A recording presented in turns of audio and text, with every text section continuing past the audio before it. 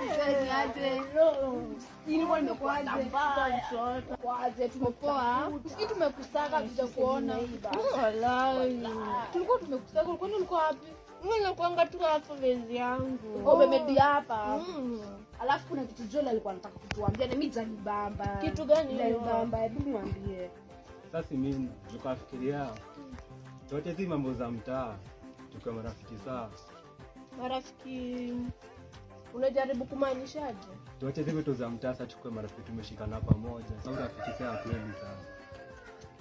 Sikio kitu mbaya. Hata mimi sio katana. Mimi nawaambia hizi vitu hazitusaidii sana hivi. Kibangi wallahi. Hizo zitaharibu baadaye.